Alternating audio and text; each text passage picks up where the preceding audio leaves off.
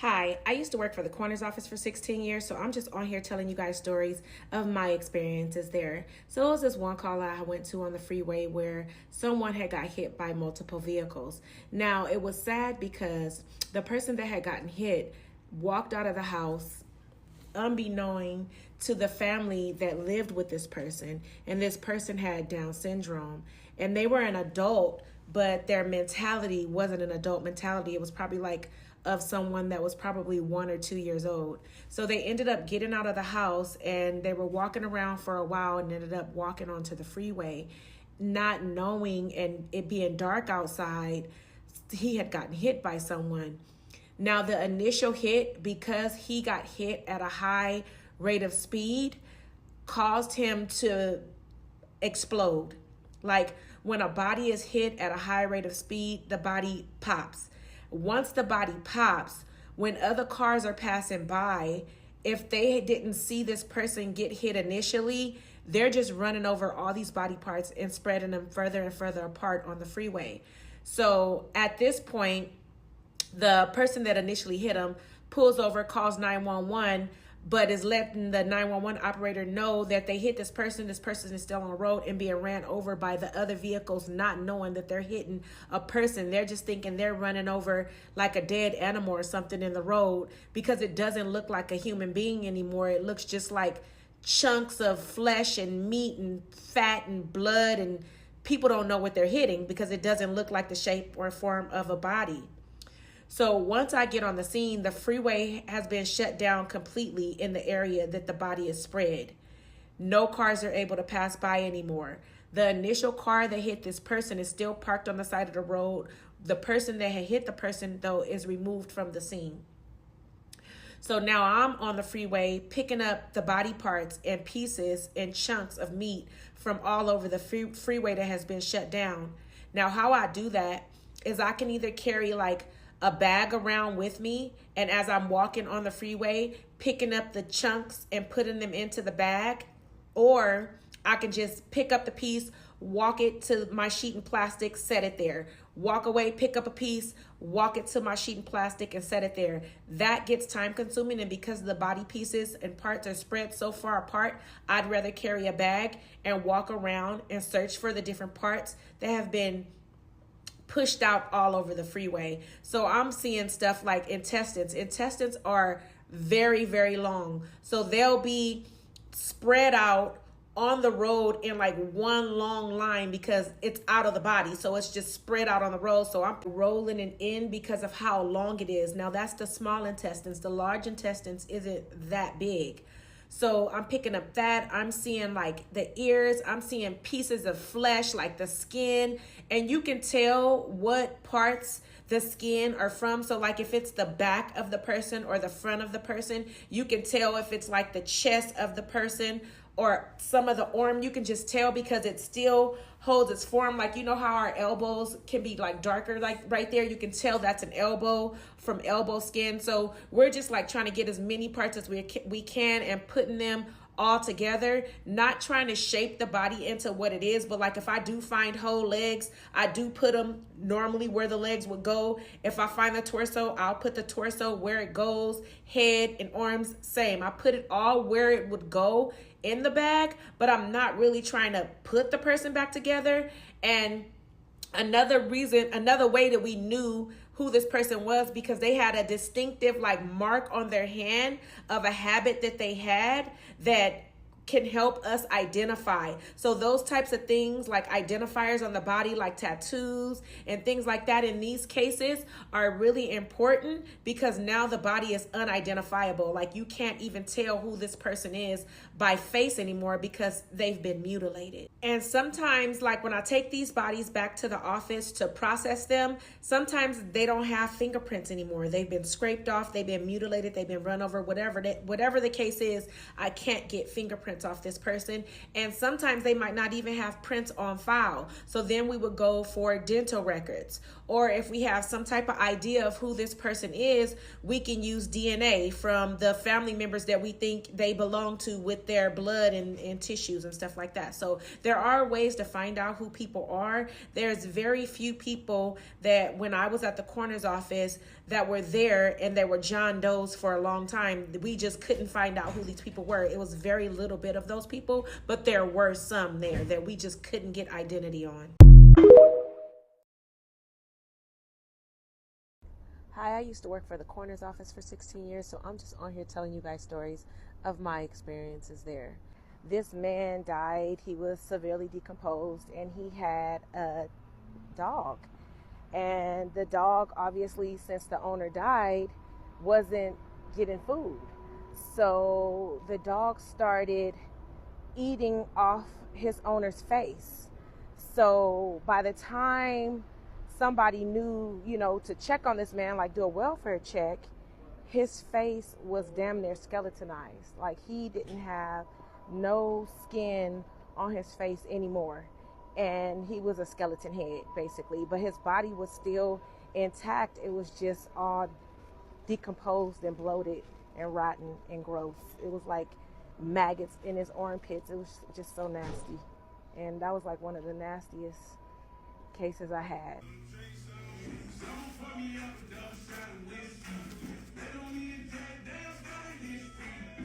At the time that I started working for the coroner's office, I had younger children like middle school, high school, probably not high school yet, but about to go to high school. And these children of mine wanted to go to house parties. And at that time, I was picking up a lot of young kids that went to house parties, and the house parties would get shot up and the kids wouldn't come home. One of those kids being a friend of mine's kid who she never allowed to go to a house party, but this one particular time she said yes. And this time her son was shot in the head, and they still can't find the person that did that. She was able to let her son be an organ donor, and his heart is in someone that they are still in touch with, and I think that's beautiful. But I would always tell my kids no. Nope, they couldn't go, and I didn't care how mad they would be. That's advice that I literally would give to parents now that have teenage kids that, they can still kind of, be in control of, kind of, because you kind of do have to have a certain standard of control of your child to be able to tell them no, they can't go, and they won't go, because you do have those crazy ones out there that'll just do whatever they want to do, climb out windows, leave, don't care, go do. You have those too, and I know that. And unfortunately, those types of kids I will be picking up too that would get in car accidents because of a DUI. And a DUI is not just alcohol. They were like sniffing paint or whatever, like doing crazy stuff to get high. And they would end up in really bad car accidents. I remember I picked up these 4 kids, all got killed. They were sniffing paint. I don't know. It was a thing. It was something they was doing to make them high, and I think it was paint. I really don't know exactly if I'm right or not. It was just something, and it wasn't like weed or alcohol or nothing like that, or other types of drugs.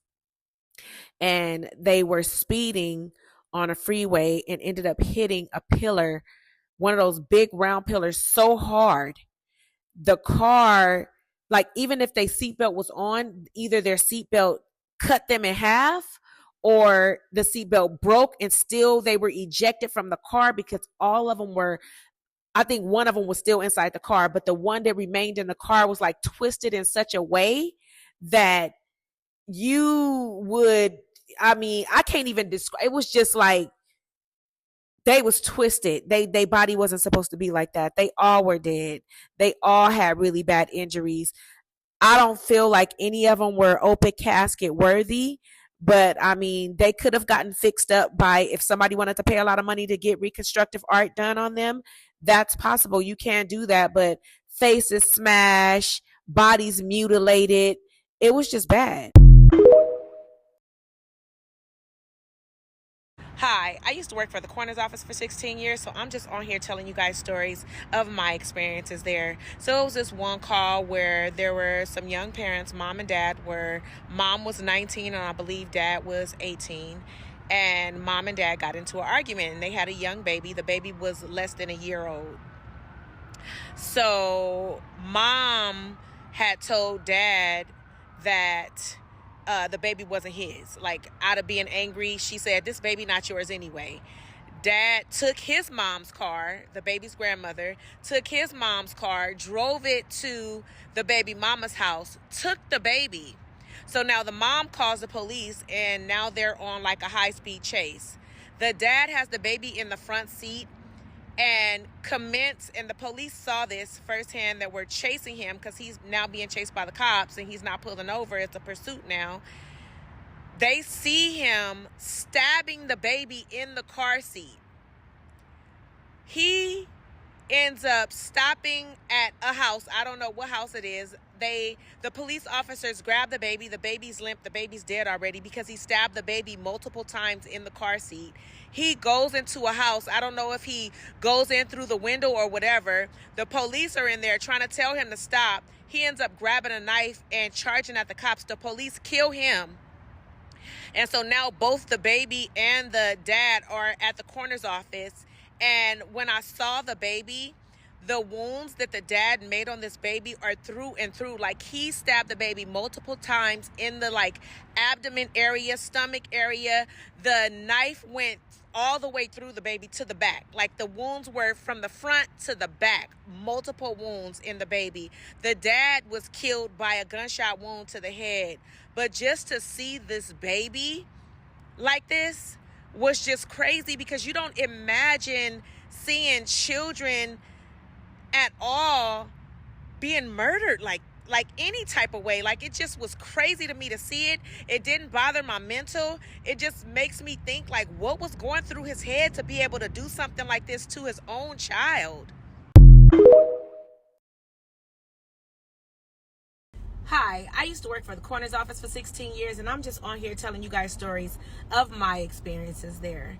So sometimes when people are shot in the head, or really bad accidents, or any type of accident or death that makes somebody disfigured and their face is disfigured, and family members come on scene and the investigator is willing to allow the family to view their loved one, I try my best to make that face or that head look like it looked before the accident. Now, if we cannot fix that head back to make it look close to what this person looked like, then the loved ones are not allowed to see that body at all. Sometimes we'll take a picture, the investigator will take a picture and we'll show it to the loved one, but they won't show that picture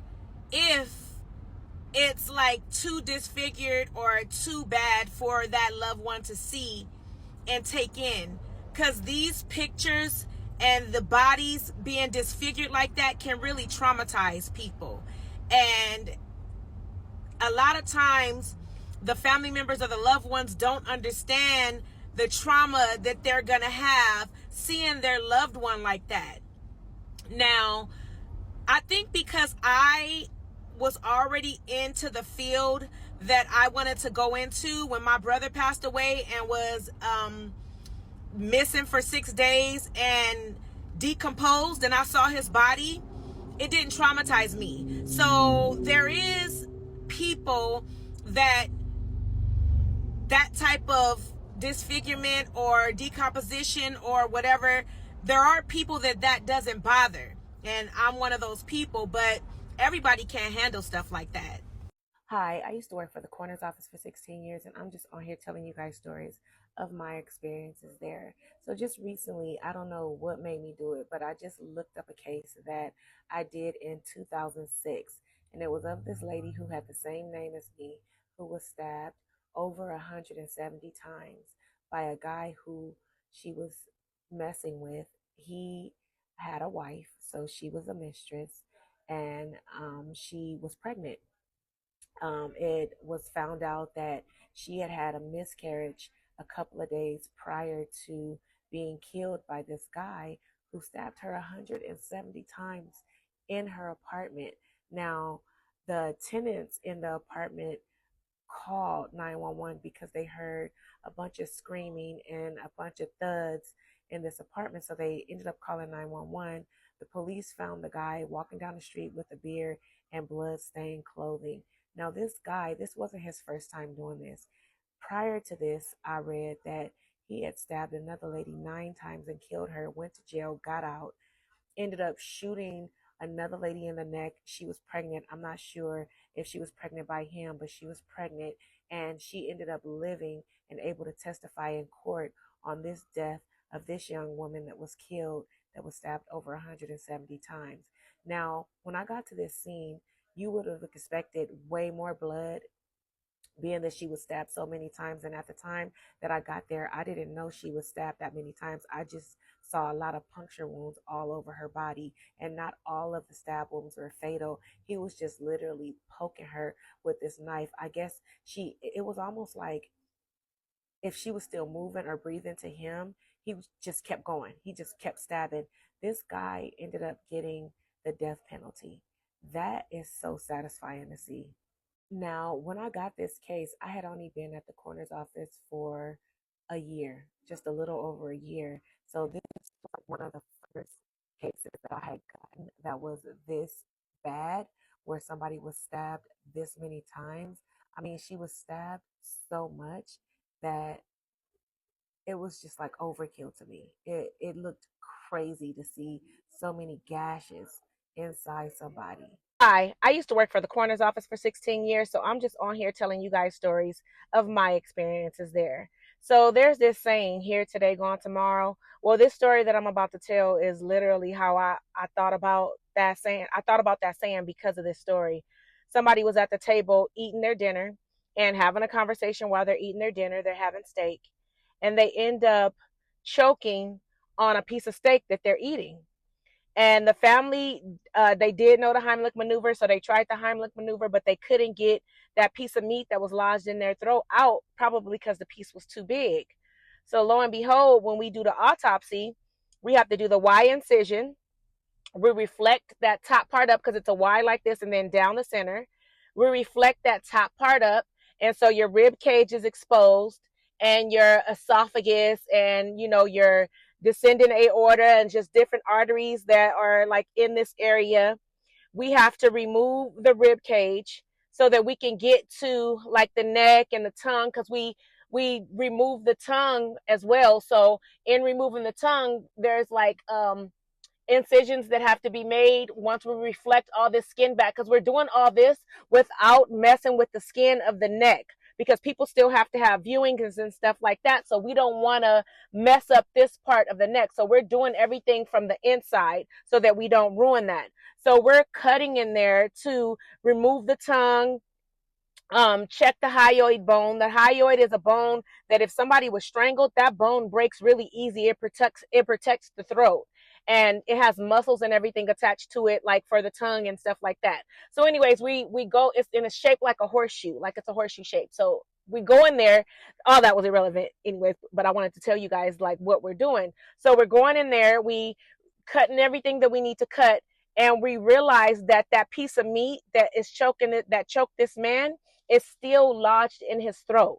So he died obviously from choking off that piece of meat. The meat is still there. The piece of meat was so big, like he was literally talking while he was eating, but also eating chunks of meat that are too big to swallow. And he probably could have swallowed it, but it wasn't chewed up enough. So he had this big, gigantic meat just still stuck in there when we did the autopsy. So the cause of death is just like choking. He literally choked on a big chunk of meat. So you guys got to keep that kind of stuff in mind when you're eating. Like, cut your pieces in smaller pieces. Don't be talking too much while you eating, or you're gonna be a here today, gone tomorrow.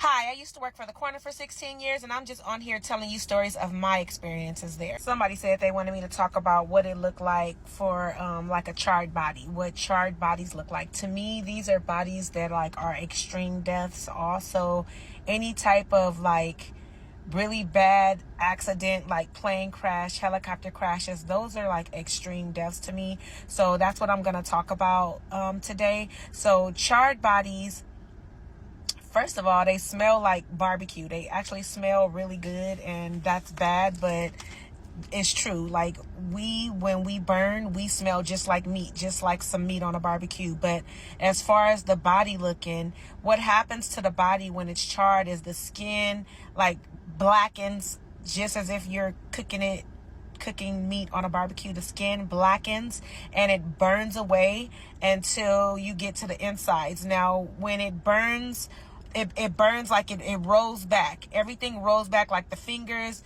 like everything like burns and rolls back, and it's black. And then now the insides are exposed. Now, if the fire doesn't get to that part, that's gonna just look like raw, fresh organs and meat on the inside if the fire doesn't touch that. And usually when somebody dies in a fire, they usually die from smoke inhalation before the fire can kill them. How we know that is like when we do the autopsy and there's like soot in the lungs, like from the smoke, there's the soot in the lung. Then that's how we know. One of the ways we know that they die from smoke inhalation rather than something else killing them. So yeah, anyway, the skin burns back. If the whole body is charred, like, fire destroys everything. So it'll burn you basically to ash. Obviously that's what they use for cremation. So if we catch it before it burns to ash, the body just looks like a something black and burnt. Like, the form, like the arms will burn off, all the limbs like burn away. If they've been burning for a long time, the limbs will burn away, all the skin will be gone, and you'll be basically burned to skeleton. What'll be left is your torso and maybe like some of your leg and maybe like a stump of your arm. And that's basically how bodies that get killed from like fires burn and how it looks. I hope that was descriptive enough for you guys. Hi, I used to work for the coroner's office for 16 years, so I'm just on here telling you guys stories of my experiences there. You guys know what this is? It's a zip tie. And when you close them, that's it. It's permanently closed. You can't open it back up. And so this man wanted to unalive himself, and he took a big zip tie, way bigger than this one, and he put it around his neck, and he pulled it. And when you pull these, like I said, it's permanent. You can't get out of it. And he did it in public view where everybody can see it being done. Everybody can see him doing it. Nobody had a scissor or a knife to cut him out of it. He was just stuck in that. And he actually died right in front of everybody in the middle of the street. I had to go to the scene. And when I went there, he was still there laying on the ground. Right away when we get there, we identify the body, we put the ankle band on, and the investigator wants me to cut the zip tie off his neck. Now he has like indented groove in his neck from where the zip tie was just pressed up against his neck like that. So he just stopped his air. It was like he hung himself standing there.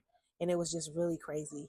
We had to block the body with sheets. We had to have the police officers make a barrier around the body with sheets so that people that were around wouldn't be traumatized, even though there were people that saw him do it that I'm sure is traumatized to this day. Hi, I used to work for the coroner's office for 16 years, so I'm just on here telling you guys stories of my experiences there.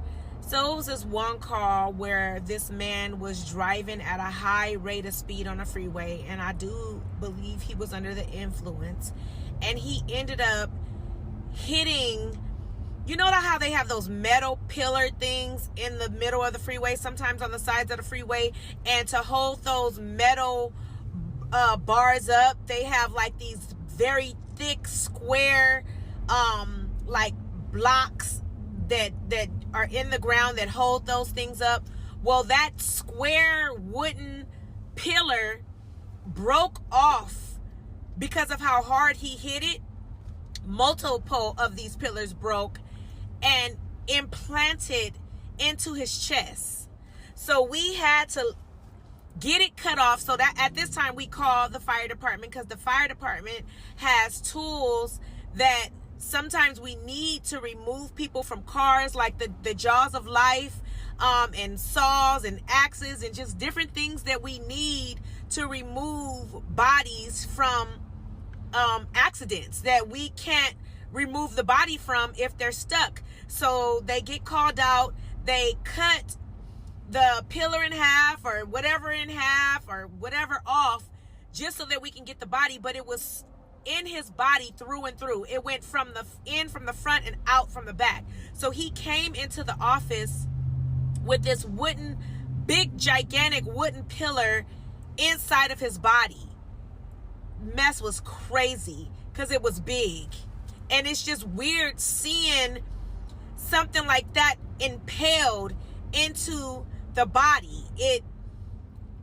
It's just crazy, like how even though we're like, our bodies are strong, but only to a certain extent, you guys. Like, we can get smashed and we can be impaled, like with speed, like, so it's scary when I'm seeing like motorcycle. This happened to somebody that was in a car. So just think of what can happen to these guys on these motorcycles that's driving 100 plus miles per hour on the freeway, and it's just their body exposed to all these things that can be impaled into them, or their body being ejected so far and they're being like just impaled on top of something. Like, I've seen it, guys.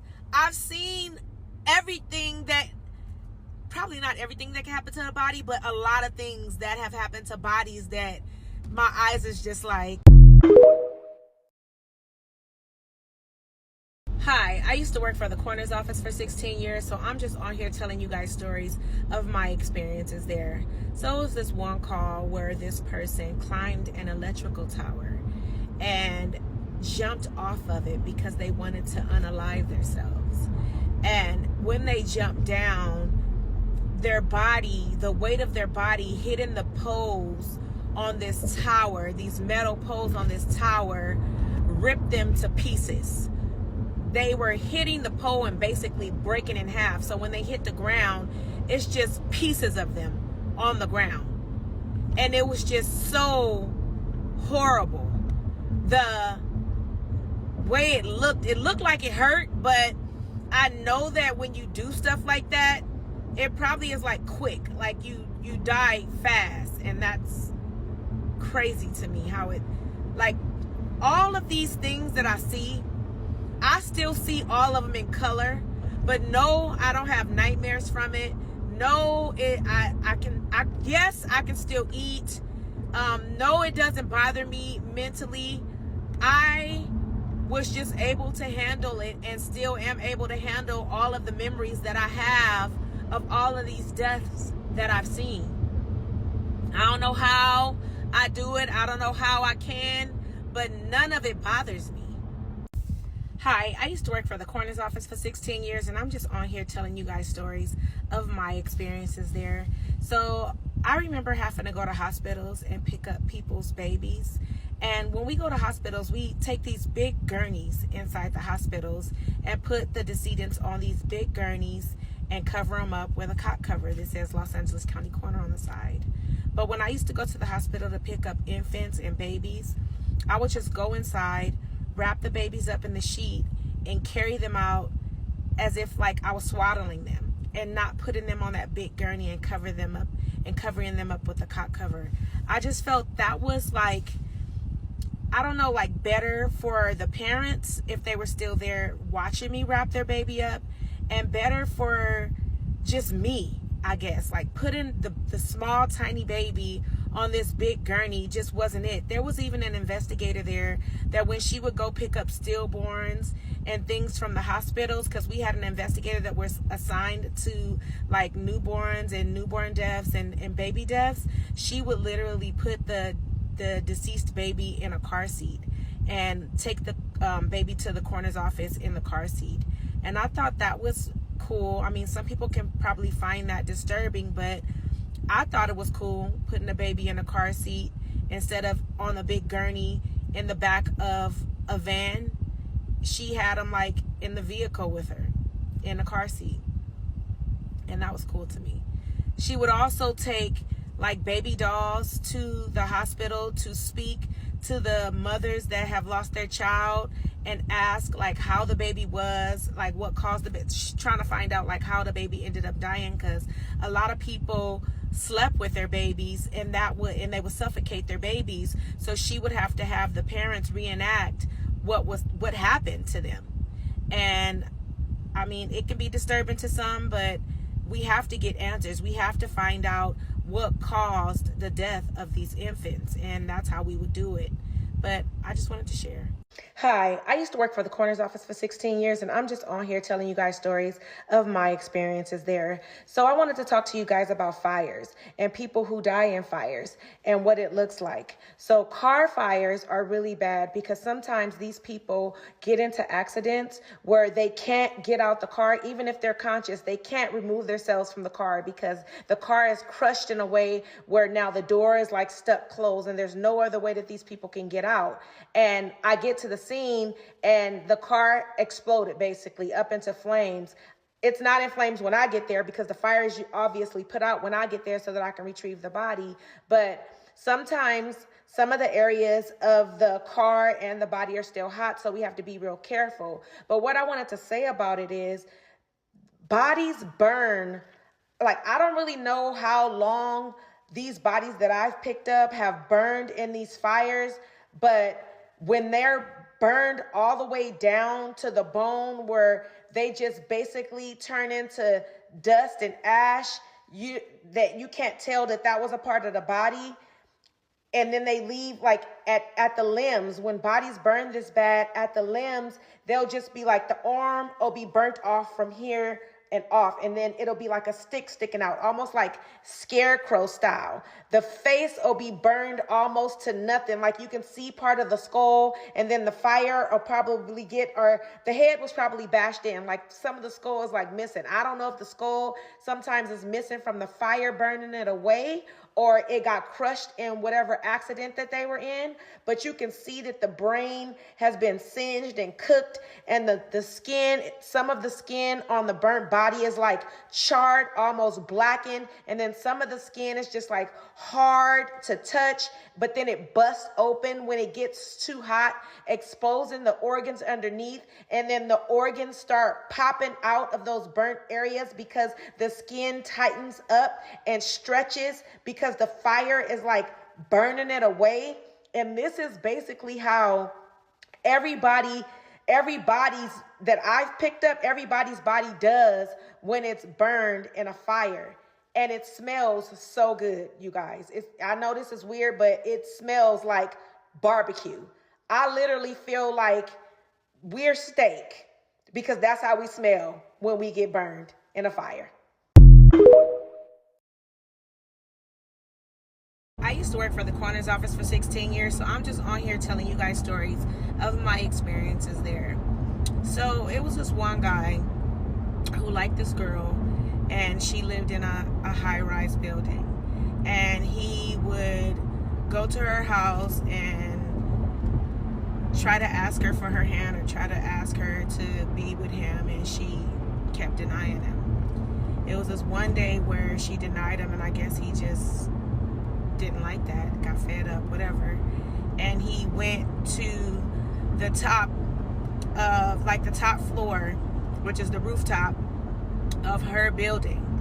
And on that part of the floor, you had the gym, you had like little seating areas, like rest areas, like grass areas, like where they can hang out, like park. It was like a park setting up at the top. And then there was a gate around all of that stuff. But he climbed over that gate and jumped from this 22-story building in downtown LA in the middle of a busy intersection in the time where kids are going to school, people are going to work, like early morning. So he's in public view and he lands in the street, not on the sidewalk. He lands in the street. So obviously that stops traffic. And when I get to the scene, they don't have a tent over him or anything. They just have a sheet over him. Nobody probably really knows what happened if they didn't see it firsthand, that the guy laying in the street just jumped from that building. So anyways, when I get to the scene, there's no tent or nothing there. So he's laying in the street with the sheet over him. I remove the sheet, and his body is like flat, like every bone in his body is like crushed. He's for the most part intact, but he was like a wet noodle, like a noodle that's boiled. Like he was so like loose. The only thing that popped out of his body was a testicle that was found a few meters away from him. And that was weird to me, because that was like my first person, like the first person that I ever had that jumped from a building, like one of my first calls like that. And I thought it was going to be way worse than what I saw, because I've seen worse from people jumping from buildings. But it seems like when people jump from buildings, for the most part, they stay intact. They just, all their bones break depending on how high they jump from.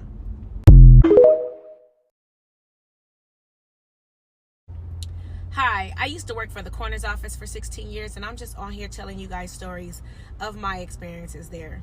So it was this one call I went to where the family thought that when they heard this loud bang in their house, that it was a car accident outside their house. So they went and looked outside, and they saw it was nothing.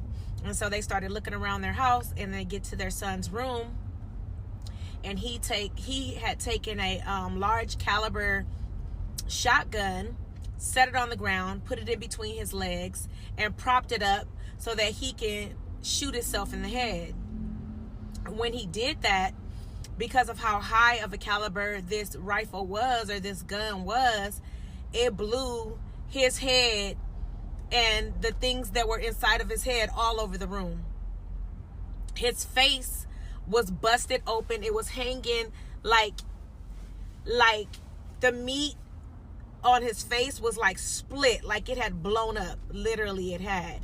The brain matter was all over the ceiling, all over the room. Eye hanging down outside of the face. Now, my job is to remove as much of that tissue in the room that I can. And the tissue that I couldn't get, it's the responsibility of the family to call a cleanup crew. Now, there are special cleanup crews that can clean up things like that. I don't know how much they charge, but they clean up things like really severe decomposed bodies, like in the fluids that those bodies leave. They clean up scenes like I was at. Now, mind you, brain matter is not an easy matter to clean up. It's not an easy like tissue to clean up. It's very, very, very soft. And when it gets on something and you try to pick it up, it just like smears into whatever it is you try to like get it off of. So it's like a really, really hard cleanup process. So I get as much as I can. And that's even on scenes like that are outdoors. Like when it's outdoors and the city is responsible, I think that's who calls, like the police officers or something, call these cleanup crews to come clean up the scene, or firemen come out and they hose it. I don't know. Like I never am there to see the scene get cleaned. I'm always the one that just picks up the body. Whatever tissues are left is the responsibility of the city or firemen or police officers or whoever had to come on that scene. It's their responsibility to make sure that there's no human blood or human body part tissues or anything left. Now, I have been called back out to scenes. Say, for instance, it's like a train wreck. Say, for instance, it's like a train wreck and body parts are just like popped out everywhere. And we go to the scene and we get all that we see. Everything that we can see, that we can get, that's big enough for us to see and take, we get. But there's been times where we've been called back out to scenes because human tissue was left and somebody found it. So they tell us to go back out and get it. And we do. Hi, I used to work for the coroner's office for 16 years, and I'm just on here telling you guys stories of my experiences there. So somebody wanted to know, have I ever picked up somebody that I knew? And I did. I picked up a few people that I knew, and they were all minors. They were all children. So the first one, it was 4th of July, and the family was outside, in the street with the fireworks and everything. And the uncle of the minor that was killed was drunk, and he wanted to leave, and everybody was like trying to hide his keys so that he wouldn't leave. And he ended up getting his keys and left anyway, and ended up hitting his nephew, pinning him between two cars. He was only, I think, between 7 and 9 years old. I can't remember, but he was really young, and his uncle killed him by pinning him between the two cars. And I was asked to take care of him personally by his godmother. The next one was a 5-year-old little boy that he ran in the street or something like that. He was hit by a car. His mom wanted to know if I can pick him up.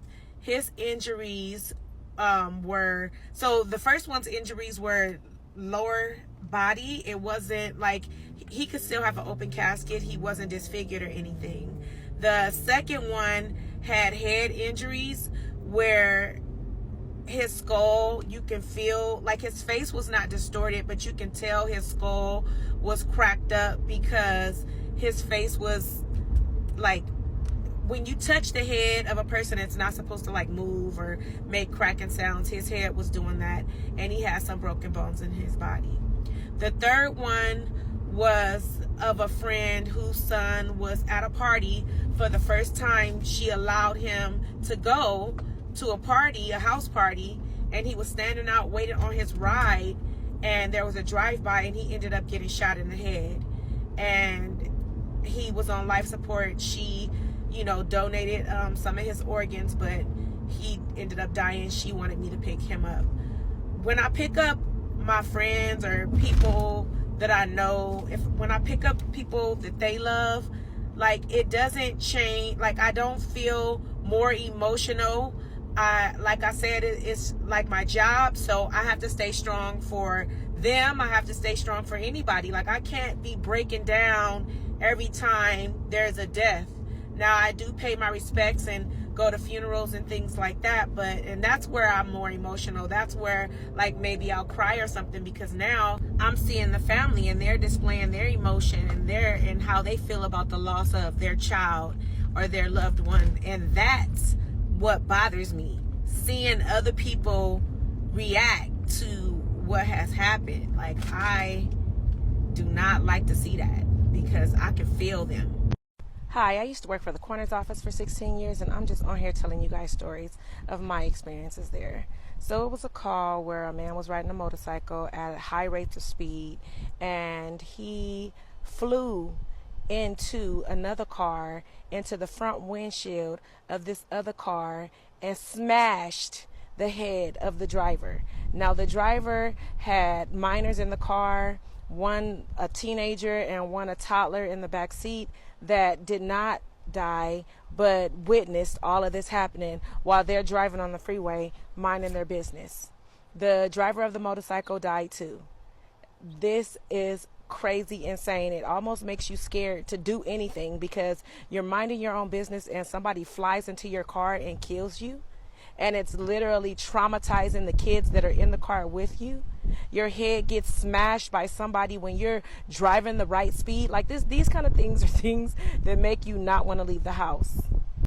I'm not sure if the driver was killed instantly, but from the looks of the wounds that they had, it looked like it was instantly. The head was cracked open, brain matter was exposed, and it was just really, really traumatizing. If anybody saw that, that's not used to seeing that kind of stuff.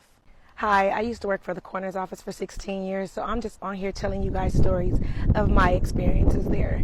So it's funny, like when you're walking around or taking a drive and you see certain things that remind you of calls that you went to. So I'm walking around my neighborhood and I see this tree right here. And I have so many stories about palm trees.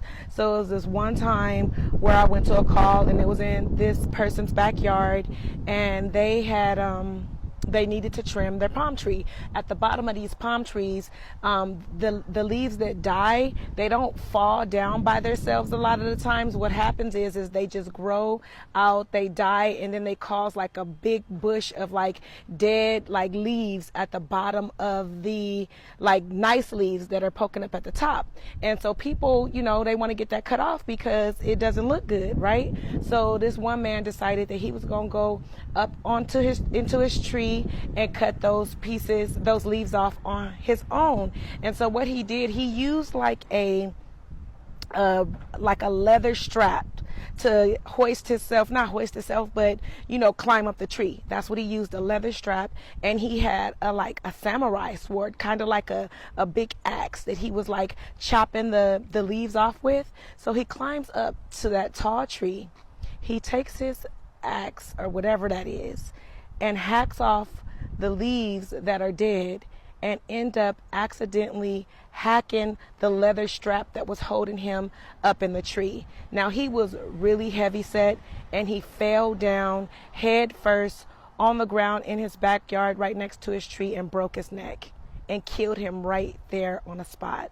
Another palm tree story that I have was where this man, he worked for the city. He was climbing up the tree, and he had those like hooks in his boots. And so he was climbing up the tree with those hooks in his boots. That's what he was using to climb up. And it was another palm tree. And again, the tree had an accumulation of the dead leaves on the bottom of it. And he gets up there. I don't know what happened, but the leaves all fell down onto him, and they were so heavy that it actually suffocated him in the tree. So when I went to the scene, he was still up in the tree, like bent all the way, flexed back, like the farthest back that his back could bend, and the leaves were just on top of him and suffocated him like that. And so we had to get the fire department to help us come and get him down. It was crazy. Hi, I used to work for the coroner's office for 16 years, and I'm just on here telling you guys stories of my experiences there. So I've told many stories on here, and a lot of you are like, don't do an autopsy on me, don't cut me open, don't touch me, and stuff like that. Well, if you're a natural death, where like say you died of natural causes and you've been seeing your doctor regularly and the doctor feels comfortable signing your death certificate, then you don't have to go to the coroner's office.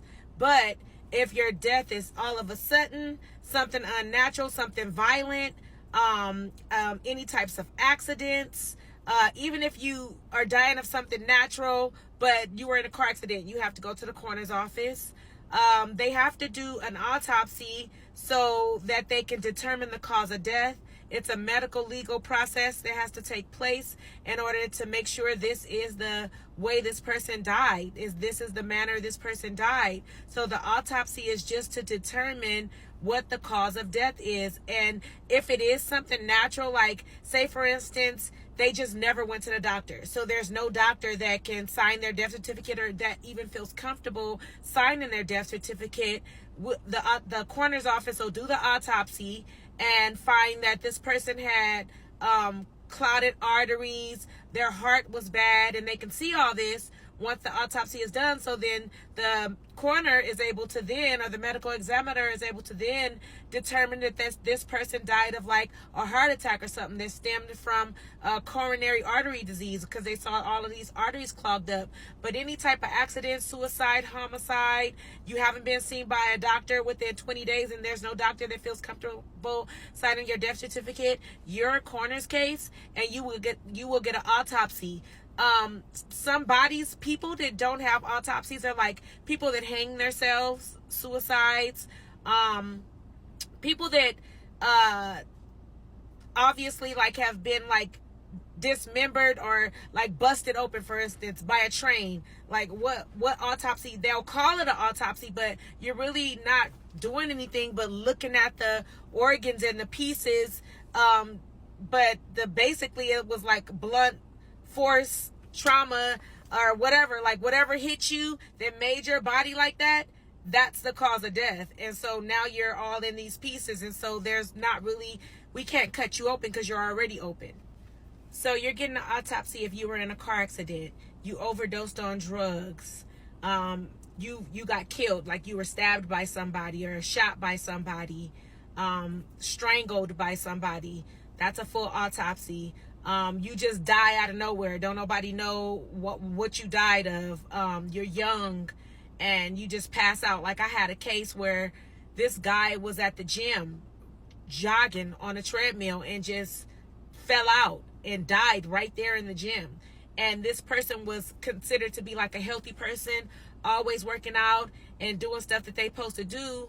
And then you open up the body and the medical examiner sees that they had an abnormal heart, or there was like an extra hole in the heart or something that killed that person because it was just not normal, and they were probably exerting themselves to a point where the heart couldn't take it with that abnormality being in there. So any types of death like that are coroner's cases. Child abuse, I don't know, like it's a lot of things that are not normal things that are coroner's cases. If you want to know, ask me in the comments and I'll answer it for you. Hi, I used to work for the coroner's office for 16 years and I'm just on here telling you guys stories of my experiences there. So it was this one call that I had that I can remember because I was actually in this neighborhood that I'm driving in that make me remember this call, where somebody was jogging down the street and they looked, and his car is parked along the street, and they look in one of the cars and they can't make out what they see. But what they actually see is somebody that literally blew their head off in the car. So they used a high caliber gun. So when they shot themselves under their chin, their whole head exploded all over the car. But the body of the person is still like sitting up with the exploded head. Like, it just looks weird to somebody that has never seen something like that before. And it even looked weird to me when I got to the scene because it's just unnatural to see that. It's not what our brains are processing.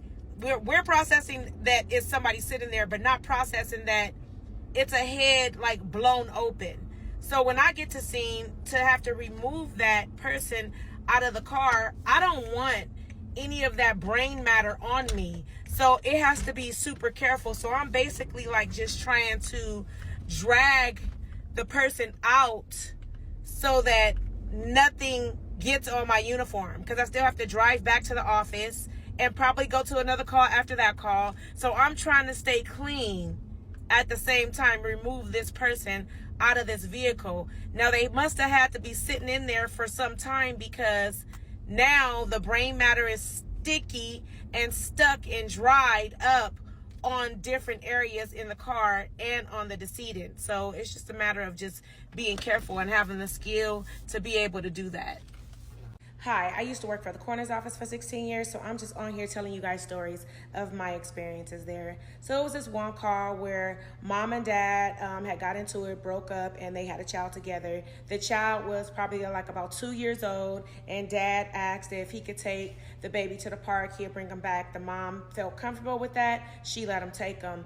The dad had other plans. He pulled over on the side of a freeway, shot his son in the head, and then shot himself in the head. Now, when I get to scenes like that, my emotions have to be turned off. Like, I have no emotions. I don't feel sad. I mean, I think about like what was going through their head for them to do stuff like this, but it doesn't make me want to cry or anything. I'm like literally there to do the job. The baby is sitting in the car seat, hunched over, brain matter splashed all over the back seat and the windows and everything. Dad, same, hunched over, brain matter splashed all over the car because, that was the caliber of the gun. It was really strong, so it blew out the other side of their head. So I get there, and whoever they want me to process first, that's who I process. So how that's done is we removed the baby out of the car seat, lay him down on the ground on a piece of plastic and sheet, put an ankle band on them, wrap them up, put them on a gurney, put them in the van, then come to the dad, same thing. We lay them on the plastic and sheet, put an ankle band on them, check for like anything on the body, like property, or if there is like bullet fragments or anything. Also on scene, they do a GSR kit, which is a gunshot residue kit, where you just press this little sticky thing on the hand to lift any gunshot residue if there's any, and it's sent off for processing. So then the body is wrapped up, placed on the gurney, and pushed into the van and taken to the coroner's office for further processing, which would be fingerprinting their height, weight, marking everything down, and putting them in their crypt until time for their autopsies.